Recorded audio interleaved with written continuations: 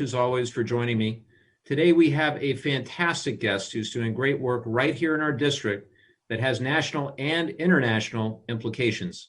Dr. David Victor is a climate change expert and professor of international relations at the School of Global Policy and Strategy at UC San Diego. He's also an adjunct professor at the Scripps Institution of Oceanography and previously was a professor at Stanford Law School, where he taught energy and environmental law. He's also the co-author of an excellent new book, which I have right here, called Making Climate Policy Work. I can tell you that as a member of Congress who sits on both the Select Committee for the Climate Crisis and the Natural Resources Committee, I have been reading it with great interest. It has some amazing recommendations and thoughts. I first met David a number of years ago, and he is a true thought leader when it comes to the future of clean energy policy in America and the importance of followership so that the policies that we enact here in the United States are replicable all over the world. David, it's great to see you. Thanks so much for joining us. Well, thank you for having me. It's terrific to be with you, Mike.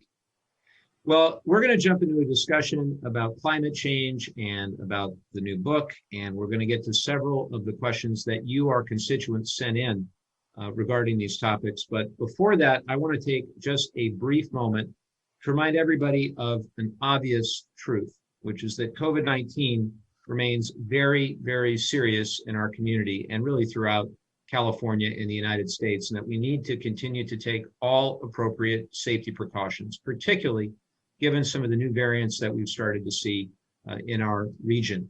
So I am imploring everyone, please continue following all the mitigation efforts and the practices that we know work to help protect one another. Wear your masks, avoid large gatherings. By now, we've been at this for about a year. You know what to do. Let's just do it, and let's keep each other safe. Very sadly, we are rapidly approaching 500,000 people in the United States who have lost their lives from COVID-19. It's an extraordinary statistic, and so much more than a statistic, and we remain prayerful for all of the families impacted. It's just a heartbreaking tragedy. And some of the larger trends that we're seeing, we now have 3.4 million cases in California and counting, over 45,000 deaths. The good news is that case counts have started to sink. Of course, as these variants make their way to our region, case counts may go back up. The death toll, unfortunately, is near an all-time high right now in terms of the weekly rate of death. Hospitalization surge has crested, at least for now, which is good. Also, our ICU capacity seems to have crested. And very, very importantly, the vaccines have started to arrive. Just over 10% of people in our region have received at least one dose of vaccine. And we are, if you listen to Dr. Fauci, which I try to do whenever he speaks, and he briefs us in Congress now all the time, we're in a race between the vaccines and the variants. And so the quicker we get people vaccinated, the less community spread we will have of these new variants. Unfortunately, disparities in age and race continue to persist. For example, Latinos remain 2.6 times more likely to test positive. And as I've said now for the past year, the best way we can get through this is to just follow the steps we know will prevent community spread. And also, as our state continues to roll out vaccination phases, please remember that masks continue to be our first line of defense, should still be prioritized for protecting yourself and your neighbors. But if you're 65 or older or otherwise eligible to get the vaccine, please do so as quickly as you can. And I encourage you to go onto the San Diego County website. If you're up in Orange County, you can go through the Othina website. I've been to the mass vaccination sites, and I really, really hope that everybody out there gets vaccinated as quickly as possible, and you get your eligible friends, neighbors, coworkers, and family members to do the same. Moving on briefly to what's happening in Washington, you probably are aware that both chambers passed a concurrent budget resolution last week, at least if you're a C-SPAN nerd like I am. What that means is we're making great progress on the American Rescue Plan. This is President Biden's bold and comprehensive strategy to deal with both the public health and economic crises we face due to COVID-19. The American Rescue Plan is the first phase of dealing with all of this. The next phase will be something called the Build Back Better Recovery Plan. And that's an equally bold and comprehensive infrastructure, manufacturing, and climate bill. As I have said often, the climate crisis is the defining challenge of our lifetime. And after a number of years of climate science denial at the Oval Office and throughout the federal government, we have leaders once again in the White House who recognize that dealing with climate change is an economic, national security, and public health imperative. I was encouraged to see that just in the first couple of weeks, the Biden administration put several executive orders in place addressing the climate crisis. For one, the Biden administration put a pause on new oil and gas leases on public lands and offshore waters in order to review leasing practices, which aligns with legislation I led last Congress to end giveaways to fossil fuel companies and instead provide transparency and accountability over any efforts to exploit our public lands. I was also glad to see the executive action to adopt zero-emission vehicles and infrastructure across the federal fleet. It's a fantastic start. There's still so much that needs to be addressed. And I've been, as many of you know, at this for some time, thinking about ways where we can have the climate solutions also be economic solutions. And in California, we've embraced ambitious measures that have combated climate change. And at least before the pandemic, we saw very, very strong economic growth, particularly when it came to the clean energy sector. And I think simply put, solving the climate crisis has the potential to create millions of good-paying, high-quality jobs that will fortify and expand America's middle class. Climate solutions are economic solutions. So as we build back better, clean energy and other climate investments can power short and long-term economic recovery and get us back to full employment as quickly as we can. Alternatively, if we fail to act, if we do nothing, the costs will be far more severe, and other countries will take the lead and reap the rewards, costing the U.S. economy trillions of dollars in the coming decades, not to mention all of the impacts on our environment. With that, I'll turn it over to David. I hope, David, that in your introductory remarks, you can briefly talk about this new book, what encouraged you to write it, inspired you to write it. It's so great to have you here. Well, thank you so much. It's really terrific to be with you. And we first met over the climate change topic, and I guess we didn't solve it at that first meeting, and so we're still at it. This is a hard problem, and serious action in the country is overdue. I join you in welcoming the change in the White House. That's refreshing. It's terrific. You know, we're back. The country is back re-engaging with the Paris Agreement. We're re-engaging with lots of other international institutions. And I think as we look at the next few weeks for action in Congress, and then we think about how that translates over the longer term, in some sense, early on in the Biden administration, we've done the easy things. We've rejoined the Paris Agreement. That was done on day one, whole set of executive orders. And I think the rest of the world, what I hear from governments all around the world, is they're wondering now, what are we actually going to do to show that the United States is going to play a central role here? And we're indispensable. If other countries see us doing serious things, then we're going to be able to get China and India to do even more. The European Union is already doing a huge amount. They're actually very worried that we're not going to be able to hold the politics together for serious action on climate change. And since this is ultimately a global problem, we have to have whatever we do inside the country as embedded in a larger international strategy that gets ultimately all countries to make big reductions in emissions. And I guess just a couple more words on this is I'm really encouraged by the Build Back Better. We have to have a big set of measures to recover the economy, do it in a cleaner way, and also demonstrate to people that government works. And it can work in ways that create jobs and good jobs and allay some people's fears about the cost of all this. But I think we also have to recognize there's this ongoing polarization in Washington. And that creates a lot of anxiety, I think, in particular among investors as to which of these policies are really going to stick. And also has created a lot of anxieties overseas as to whether when we say we're going to make big reductions in emissions, is that really going to be true for the long haul, or will the next president, the next Congress alter that? And in that regard, I think there's a lot of, in addition to action in Washington, there's a lot of other encouraging things going on. One is this big shift in financial markets. I lead a team at the Brookings Institution that's been looking at what the financial markets know about climate change. And as they learn more about climate change, terrified. And so we're seeing capital move. We're seeing new standards, new reporting requirements, boards of directors being held accountable in ways that they weren't held accountable before. And as the capital moves, that's a one-way road that's going to be decisive and credible for the long term. And the other area where we have to really watch action is in the state and local levels, because California is the best example. There's a huge amount of passion for action on climate. And while we aren't all global emissions, what we do really sets a mark, and also is more credible, because even when there are shifts in the winds in Washington, what happens here in California is a lot more durable, especially on climate change. There's really a bipartisan consensus around that in California. And that's going to be important to demonstrating the nation's credibility to serious action in this area.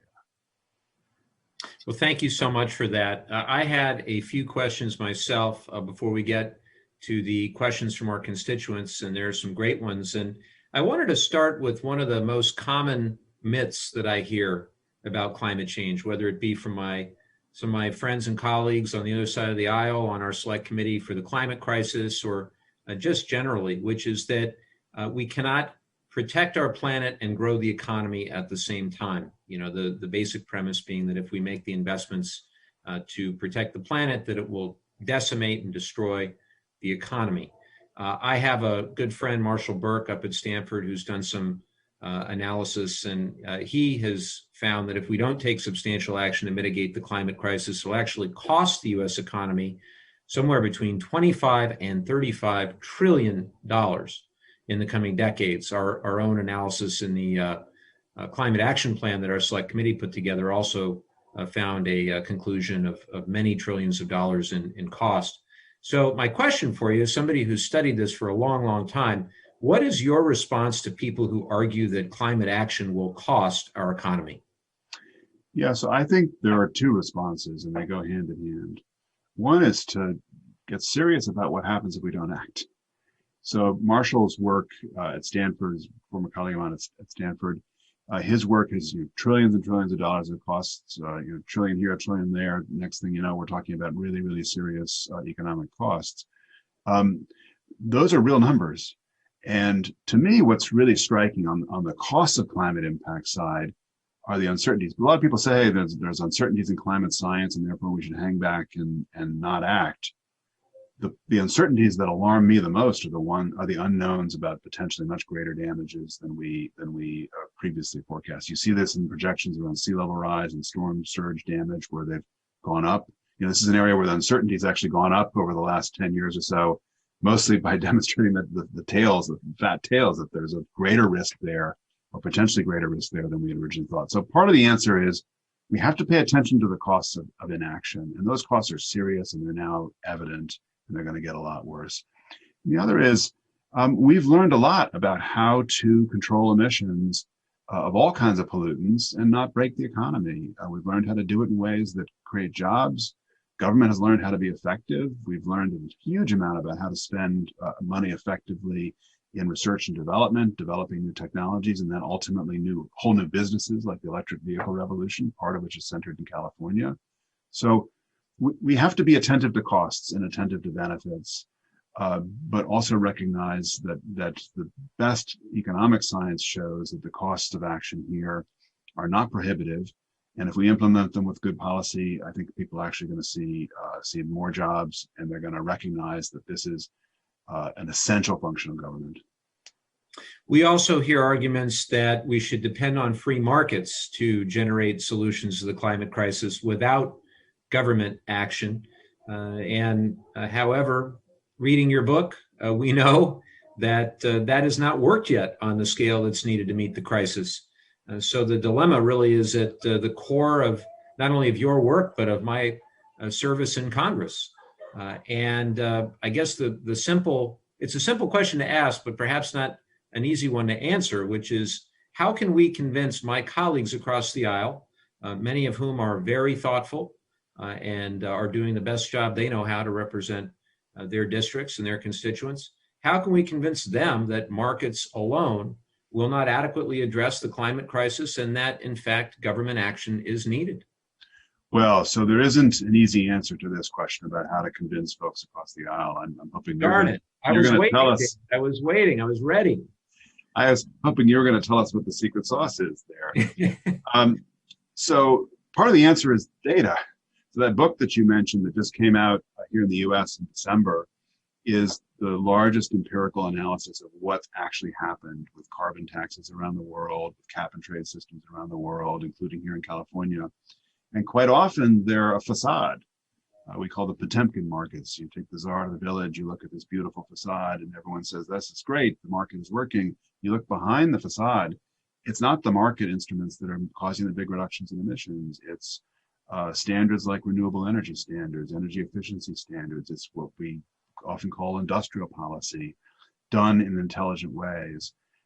So it's not that these market instruments have played no role, but they tend to play the lesser role, and they only work in a very effective manner when they're working in tandem with other kinds of policy instruments. And that's my concern is when you look across the aisle, we either see an empty space where you see a lot of Republicans, former centrist Republicans who've either left politics or been primaried out of politics. And so there's been a selection of people that would be good folks to work with who just aren't there.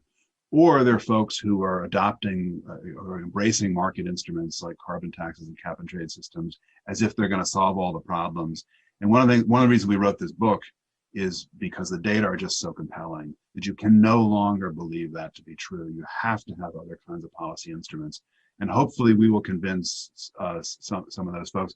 I think we as Democrats, frankly, have an interest in a more coherent arm of the Republican Party that's less crazy, less, wed to QAnon, more attentive to data, more attentive to smart regulation, smart role of government, because they're our partners as we try to make policy that is more durable. And I'm afraid that group is still pretty elusive in Washington.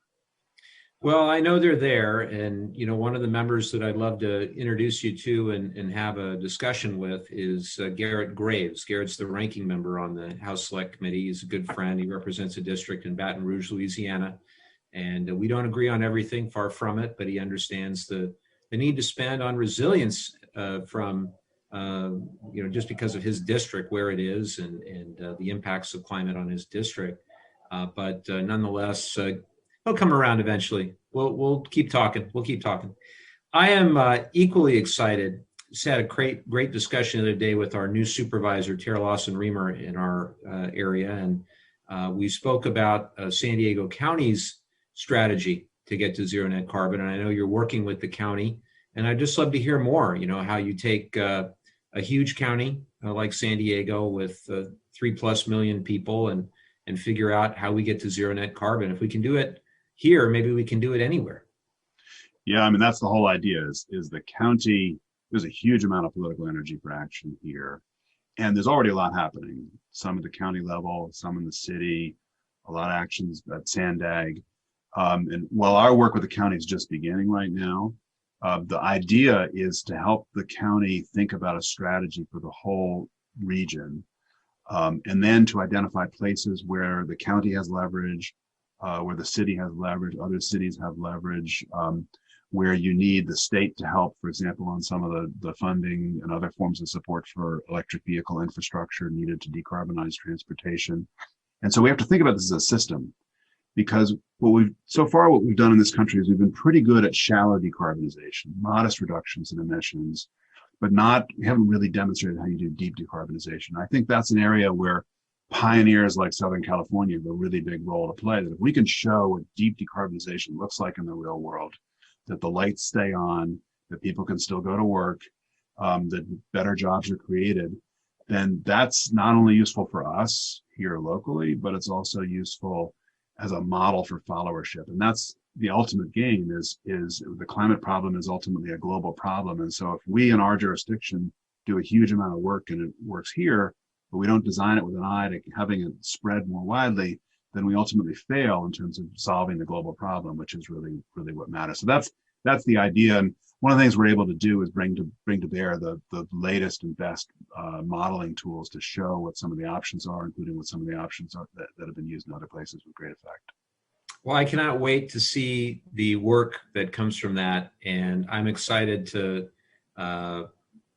be a cheerleader for the work that you're doing, the work the county is doing with all my colleagues around the country, and to remind them that you can grow the economy and protect the environment at the same time. In fact, they're complementary to one another. And I can't wait to hopefully work with the Biden administration on these endeavors as well. I think there's a great opportunity for us all with the Biden-Harris administration, the Build Back Better policies that'll come in the next year.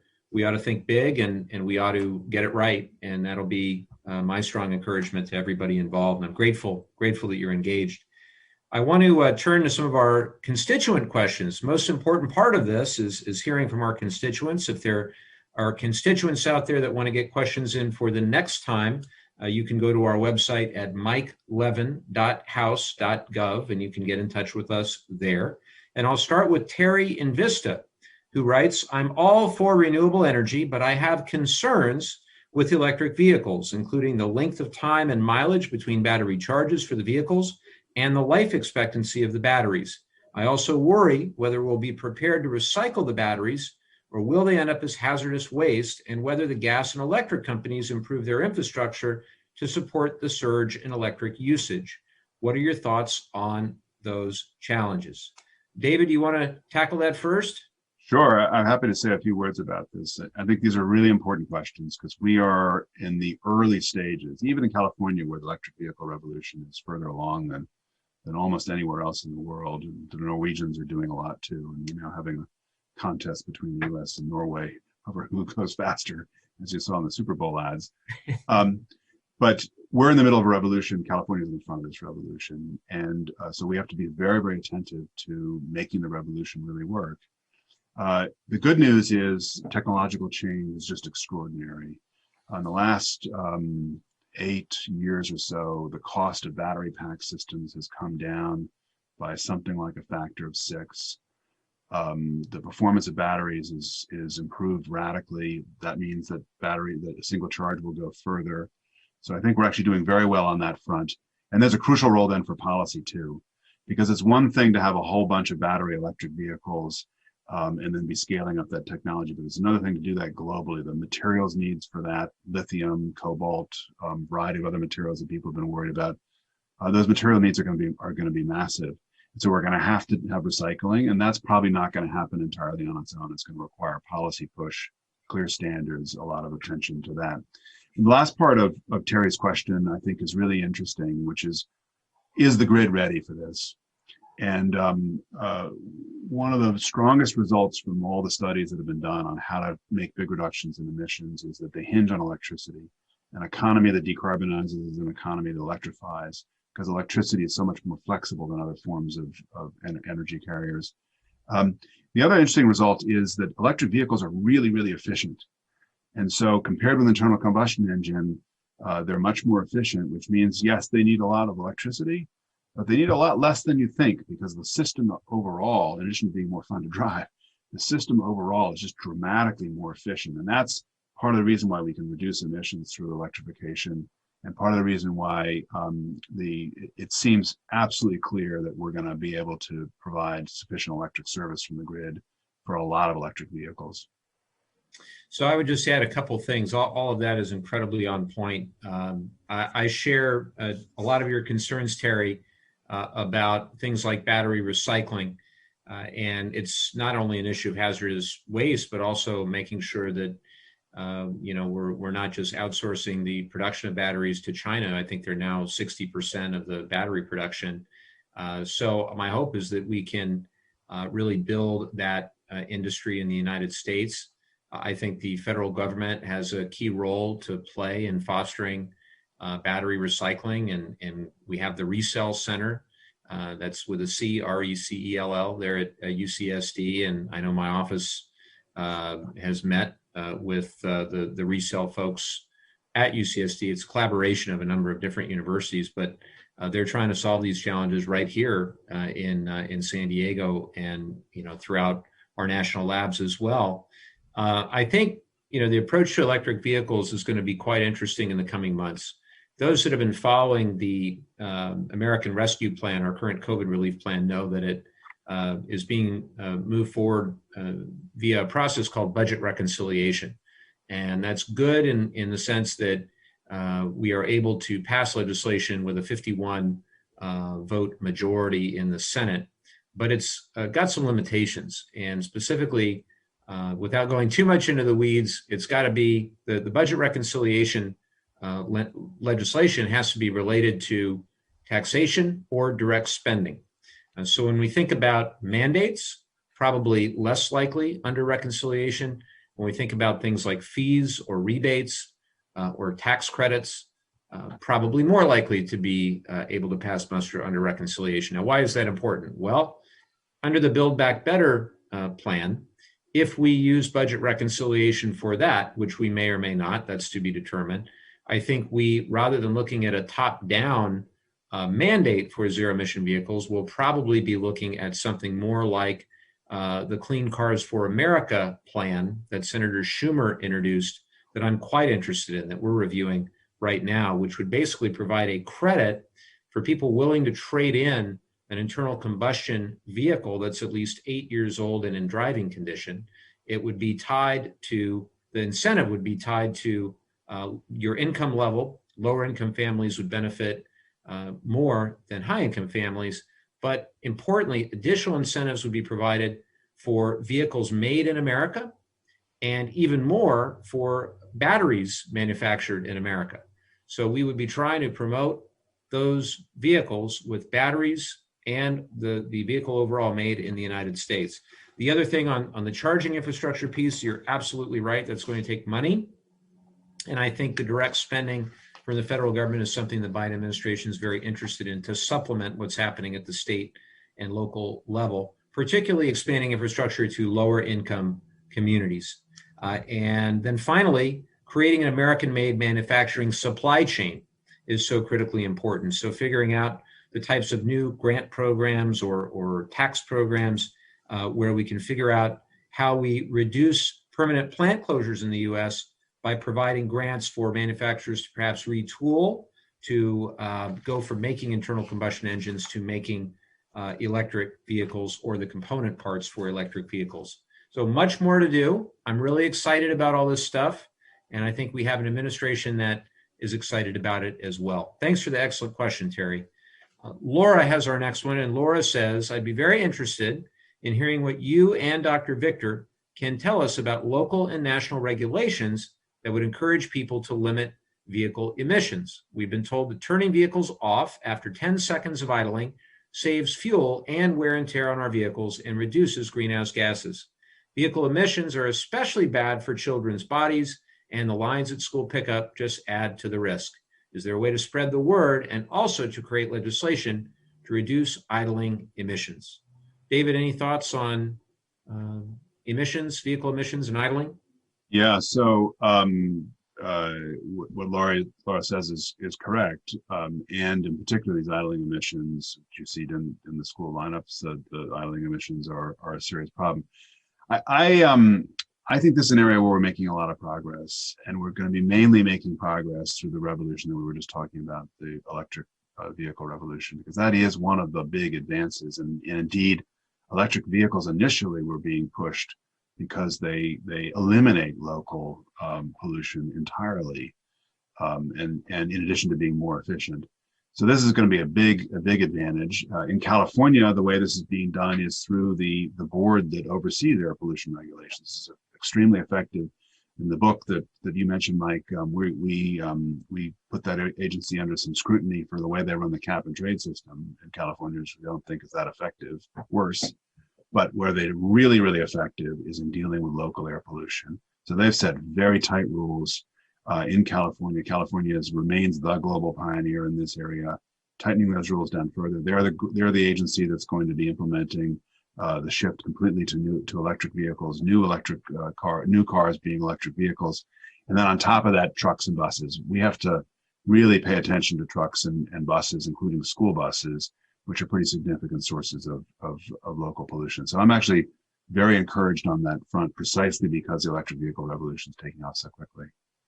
Well, I share your optimism. And as a parent with 2 young children in elementary school, I guess for the last 10 months, we've been in Zoom school, but know full well we'll get back to dropping them off. And it is a big problem when you have a parking lot filled with SUVs. And it's something that the stop-start systems on many cars have helped with that, but ultimately As long as we've got so many internal combustion engines out there, this will continue to be a problem. So the emission standards, the Clean Air Act, all of it works to our favor, but ultimately the transition to electric vehicles, I think, is the best way to address all of this. And you're spot on, David, about the heavy duty and intermodal and all of the other trucks and buses that are cause for the emissions. Next question from Doug in Rancho Santa Fe. What are you going to protect the planet from pollution, or what are you going to do, I believe he means, to protect the planet from pollution by China and India? David, I got to turn to you because I know it's all about followership. Well, so I think it's interesting how much the world has changed. So compared to 4 or 5 years ago, where it was difficult to bring the Chinese along to the Paris Agreement. In fact, just almost exactly a year before the Paris Agreement, the US and Chinese leadership met in Beijing and signed a joint communique pledging to each nation pledged to each other to do things to control emissions. And that's really what made Paris possible as an agreement, was the two biggest emitters saying, here's what we're going to do together. Meanwhile, we've just spent the last 4 years with the climate denier in the White House, no serious action, rollbacks. It's been a disaster for American credibility and bad for the rest of the planet. But the rest of the planet hasn't just sat there. When we left, if anything, other countries did more in Paris. The Europeans have been doing more. India's done a huge amount, in particular around solar power. India is now one of the leaders in that, applying solar power, and that's going to chip away at the traditional use of coal in India. And China's announced a net zero pledge of net zero emissions from the Chinese economy by the year 2060, and is doing all the spade work. They work on these 5-year plans. This is the next 5-year plan we're going to start seeing in the next few months. And they're doing all the spade work needed to actually deliver on those kinds of pledges. So is it enough? No. But the more credible the U.S. action is, the easier it's going to be for us to get China and India to do something serious. I guess the last thing I'll say is the world has moved on in the last few years in doing more about climate, and we have to catch up and then push further. But the world's also moved on in darker ways. Geopolitical tensions are greater than they were before, in particular between the United States and China. And so we're going to have to strike the balance between a Build Back Better that is cleaner and lower emissions and producing American jobs in American factories, American supply chains, and one where the Chinese see something in it for them as a supplier to the world. And that's going to be the key diplomatic task, I think, as we figure out how to do better collectively. It's mercifully a task that John Kerry, who's the special envoy in this area, will be in charge of. And he and his team know all of the key players in those major countries already. And so I'm actually very, very encouraged by that. But we should not underestimate the difficulty of the diplomatic task. The world is a lot more tense than it was 5 years ago. And that tension makes it harder to deal with the problems like climate. I think it's really well said. I had a chance to be part of the congressional delegation to Madrid for last year's or 2019's COP25.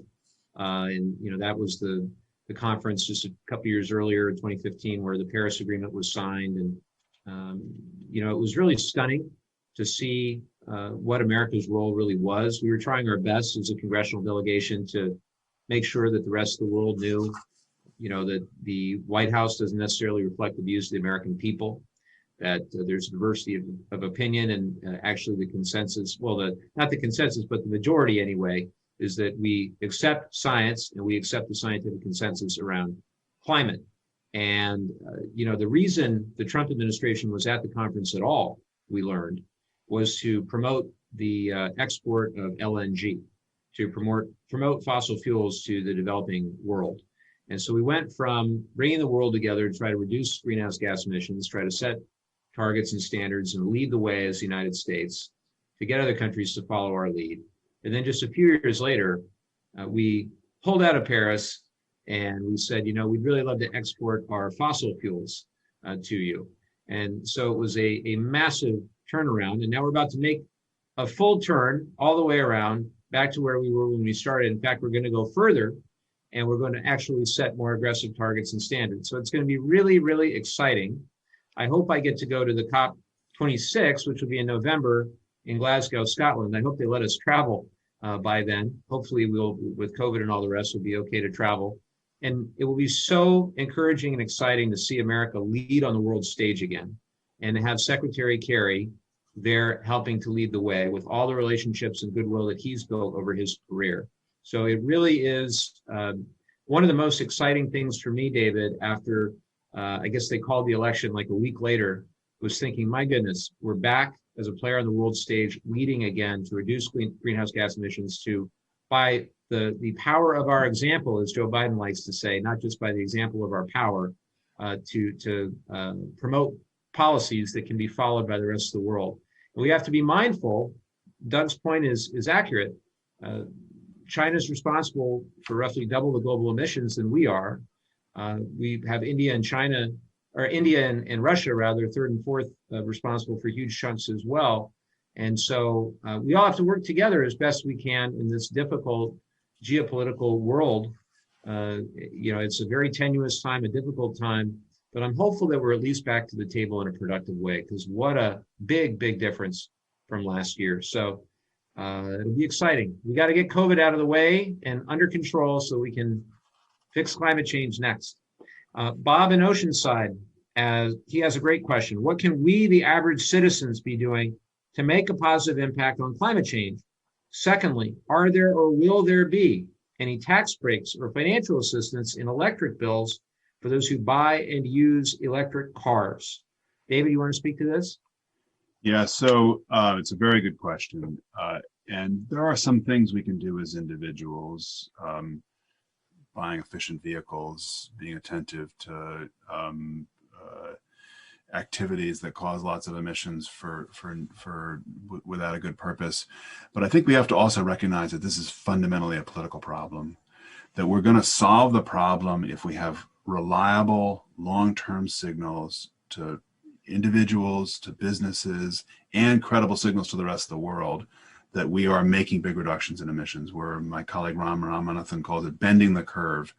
We have to bend it faster, but bringing the curve of emissions down and sending a very clear signal that that's the direction of travel, so that people don't think that we're going to flip-flop here and there. And so I think the most important thing to do is to get organized politically.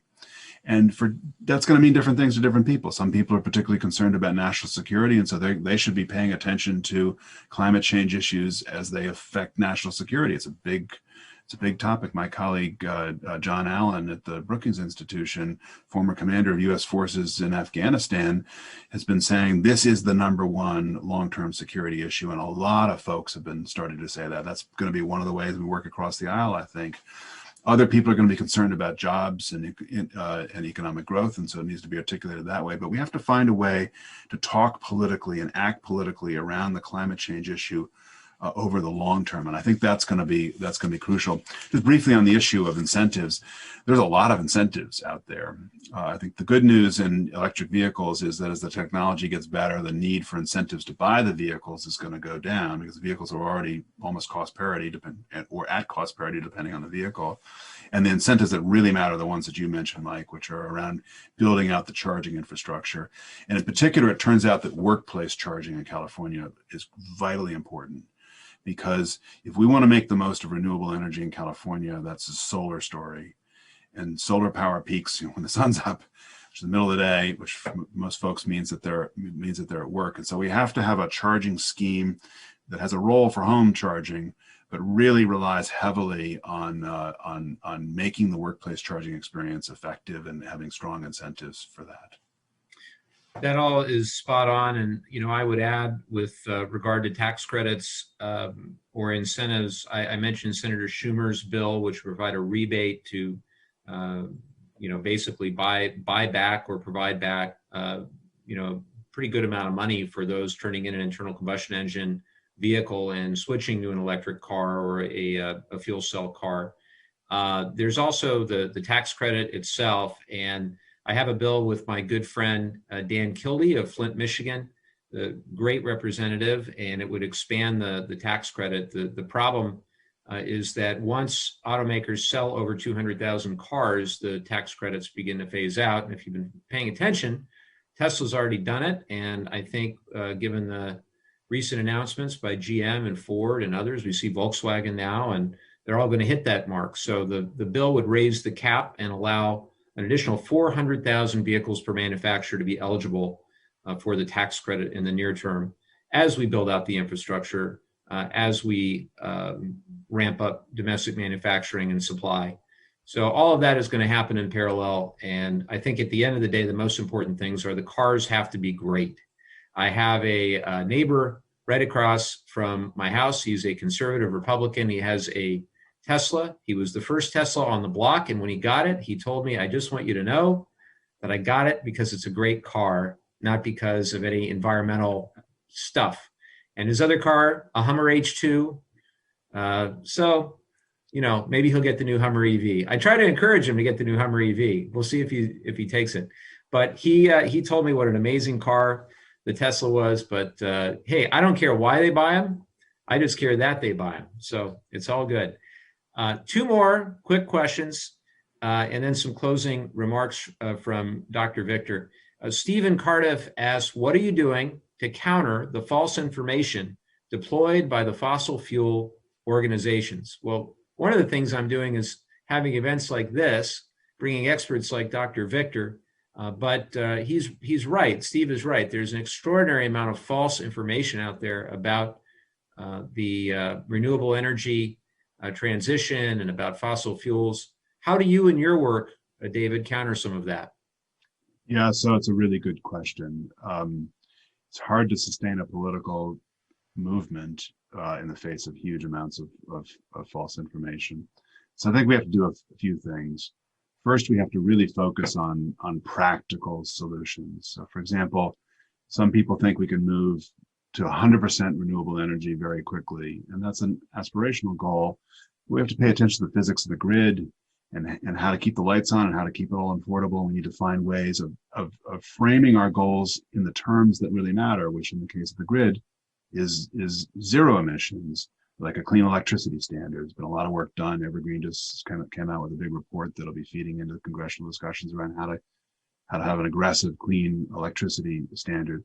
So one thing we have to do is just make sure that in this moment that we have to build back better and spend big, that we use the moment wisely and we focus on real solutions and we communicate that to people.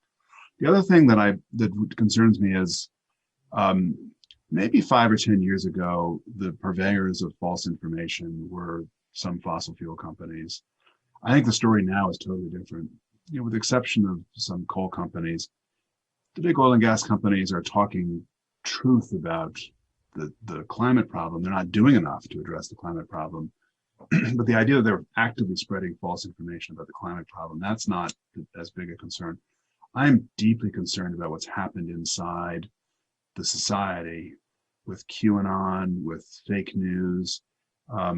There's been this really interesting social science research that looks at how quickly information propagates across the internet. Sensational information propagates much faster than boring information. And it turns out that it's much easier to be sensational if you're false, because then you really get to make up everything.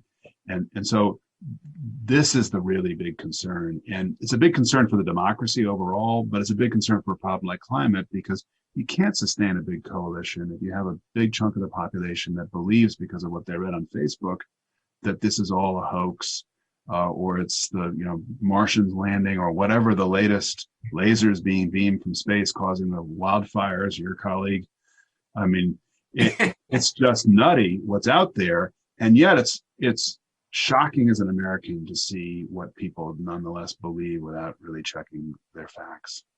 Yeah, I'm still waiting for my space laser, David. I haven't. It hasn't arrived. I have mine under here on the desk. I knew it. David's totally right. This is a problem across the board, not just with regard to climate. I guess if I had one other thing I'd throw in that could help, it would be campaign finance reform. The fossil fuel industry has invested hundreds of millions of dollars in politicians when they should have invested that money in cleaning up their act and in research and figuring out the business models for the next 50 years. But we're working on that as well. Curtis and Vista asks, since human activity is only a part of the cause of global warming, it follows that ceasing human activity on the planet will not put a halt on the planet's tendency to undergo climate change, be it warming or cooling. what is being done to prepare for the eventual changes which will occur in the planet's climate? Very interesting question. David, you want to tackle that one first? Yeah, I appreciate the question. So first on the science, it is beyond a doubt that when you put into the models all the natural cycles that we know about, the volcanoes and the variations in the sun and so on, and you put those into a climate model, you can't explain the warming we see in any way other than humans. That's undeniable. And every which way people have looked at that, you come to the same conclusion. So we are responsible. But I think the essence of Curtis's question also is about inertia. There's a huge amount of inertia in the climate system. So even if you quickly reduce human emissions, which hopefully we will be doing, but the real world is going to be more complicated, it's going to take longer and so on. There's a huge amount of heat that's already built up in the oceans, a huge amount of carbon that's already built up in the atmosphere, and you can't turn this system on a dime. And so we are, compared to, had we gotten serious about the problem 30 years ago, we would be in a good place right now. We aren't. And so we're in a situation where we have to not only make big reductions in emissions, we have to walk and chew gum at the same time. We have to get ready for a world where there's going to be more climate impacts, more scary things, a lot more unknowns around that. Just to give you a sense of the magnitude of this, my group here in UC San Diego has recently published a paper looking at what would happen if we took an emergency, like a wartime footing approach to the climate change problem and spent huge amounts of money on machines that sucked that extra pollution, carbon pollution out of the atmosphere. And you spend a lot of money and it still takes decades before you start to really see the effects in the atmosphere. And that just makes palpable the scale of the problem and the degree of inertia in the system. And that's a big concern, I believe. There's a fantastic new NOVA on the direct air capture. My 8-year-old's favorite show, I have to say, is NOVA, which is great. It's better than SpongeBob or whatever else.